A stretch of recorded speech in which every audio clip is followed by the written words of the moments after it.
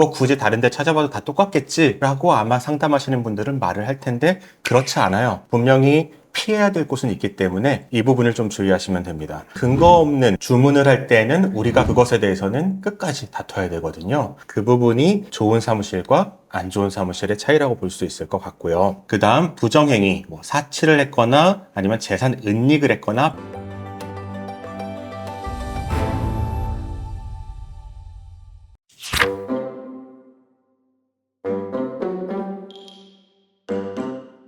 개인회생을 단계로 나누면 크게 몇 단계로 나눌 수 있을까요? 6단계 정도? 6단계? 네, 이미지만 6단계로 나눌 수 있을 것 같아요. 그러면 각 그 6단계별로 신경 써야 되거나 중요한 알아야 되는 것들이 있을까요? 좀 있어요. 많은 분들이 궁금해도 하시는데 제가 이 영상에서 한번 설명을 해드릴게요. 첫 번째로는 상담하는 단계. 그러니까 내가 개인회생을 할지 안 할지 결정하고 또 한다면은 어떤 사무실에서 할지 정하는 단계예요. 이 단계에서는 정보가 굉장히 많아요. 우리가 뭐 네이버 검색 광고, 배너 광고, 유튜브, 지하철 역사 같은 데에 있는 광고판 등등 굉장히 광고가 많은데 개인회생을 하는 변호사 사무실 중에서 나에게 맞는 곳이 어떤 곳인지 이런 거를 찾아서 결정을 하는 단계고 제 생각에는 가장 어려운 단계고 가장 중요한 단계라고 생각을 해요. 저희 의뢰인 중에 한 분은 최근에 카페에도 후기글을 남겨주셨는데 저희와 계약하기 전에 10군데와 상담을 해보셨대요. 이분은 기업의 법무팀에서 일하시는 분이라서 법에 대해서 잘 알고 있는데 유튜브도 열심히 보시고 그리고 유튜브가 아닌 변호사 사무실도 또 법무사 사무실도 여러 군데 상담해보신 끝에 최종적으로는 이제 저희 사무실을 결정했다고 하십니다. 꼭 저희 사무실이 아니더라도 최소한 3곳은 알아보셔야 되고요. 직접 찾아갈 수 있으면 제일 좋고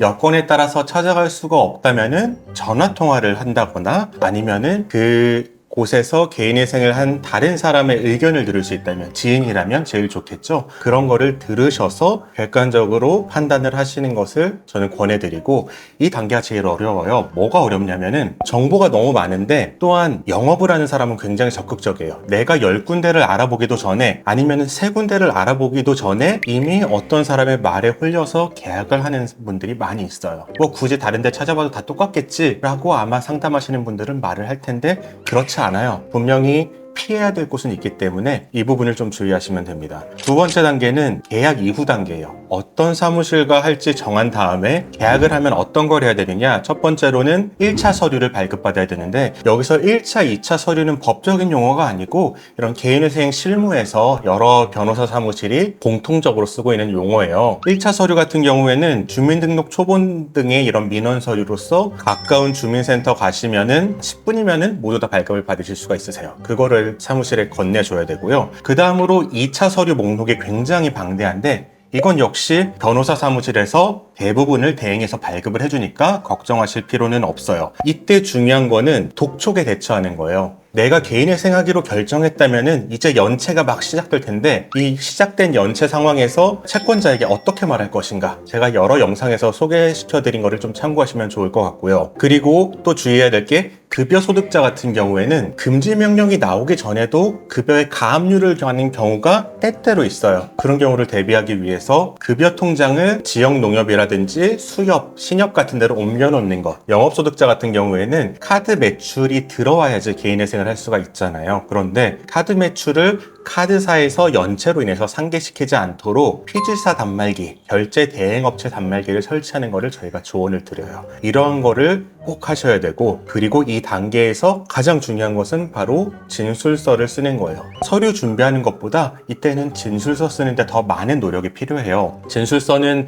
많은 분들은 하루 정도 시간을 내시면 가능하다고 하고 이 부분 역시 저희 영상에 소개시켜드린 것이 있으니까 참고하시면 도움이 될 겁니다. 다음으로 세 번째 단계는 신청서를 접수한 때로부터 첫 보정이 나오기 전까지예요. 이때 제일 중요한 거는 법원에 돈을 내는 거예요. 이때 인지대 송달료를 내야 되는데 개인회생 하시는 분들은 돈이 없는 단계에서 회생을 하시고 변호사 수임료도 분납하시는 분이 대부분이기 때문에 미리 준비를 안 하신다면은 법원에 내실 인지대 송달료도 없는 경우가 많아요. 그래서 이거를 꼭 기억하시고 신청서를 접수할 때 꼭 인지대와 송달료를 내셔야 된다. 이것을 말씀드리고 싶고요. 접수한 다음에 첫 보정 보정이 나오면은 이 보정의 내용은 대체적으로 정해져 있어요. 다른 영상에서 제가 더 자세히 말씀드리겠지만 크게 소득과 재산과 부정행위를 봅니다. 내 소득이 정확한지, 내 재산이 정확한지, 그 다음 부정행위, 사치를 했거나 아니면 재산 은닉을 했거나 편파변제를 한 것은 없는지를 확인을 하는 게 첫 번째 보정입니다. 이걸 잘 넘기시면은 이제 세 번째 단계도 지나갑니다. 그 다음에 나오는 거는 두 번째 보정인데, 이 두 번째 보정은 첫 번째 보정을 우리가 냈을 때 소득과 재산 그리고 부정행위에 대해서 소명을 했는데 좀 회생위원이 미심쩍을 때가 있어요. 이 부분은 우리가 사실은 상담 단계에서부터 알아요. 이 사람이 소득을 줄이려고 하는구나, 이 사람이 재산을 좀 숨겼구나, 아니면은 이 사람이 배우자에게 재산이 있는데 이 사람의 재산은 아닌 걸로 들어가고 싶어하는 상황이구나, 그리고 이 사람이 코인, 주식, 도박을 했구나, 이런 상황을 알기 때문에 상담 단계에서 변호사 사무실에 솔직하게 설명을 해주셨다면은 이 두 번째 보정도 어렵지 않게 넘어갈 겁니다. 이 두 번째 보정에서는 결국은 회생위원이 변제금을 좀 더 상향해라, 아니면 변제 기간을 늘리라 라는 보정을 내리는데요. 이 부분에 있어서 사무실 선정이 중요한 이유가 회생위원의 말이 법적인 근거가 있고 우리가 따르지 않았을 때는 회생이 기각될 가능성이 있다고 할 때는 그걸 따를 수밖에 없어요.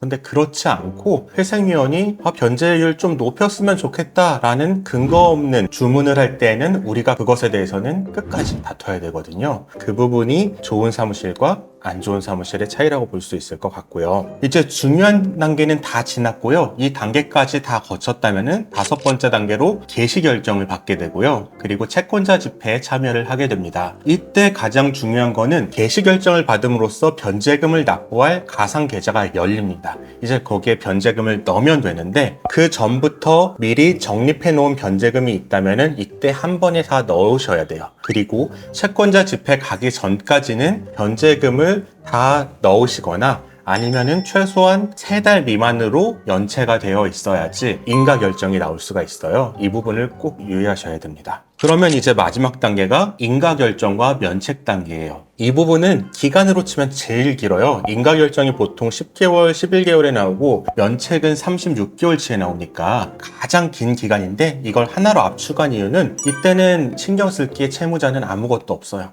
변제금만 그때그때 내면 되고요. 36번째 변제금을 냈을 때 면책 신청서를 제출하면은 이제 면책이 됩니다. 많은 분들이 궁금해하시는 채무불량자로 등재가 된 것, 연체 내역은 이때 인가 결정을 받으면 사라져요. 그렇다고 신용 점수가 좋아지는 것은 아니에요. 개인회생 중이라는 공공기록은 남아있거든요. 이 공공기록 삭제는 면책을 받으면 없어지니까 그때까지만 잘 기다리시고 버티시면 신용을 회복하실 수가 있을 겁니다.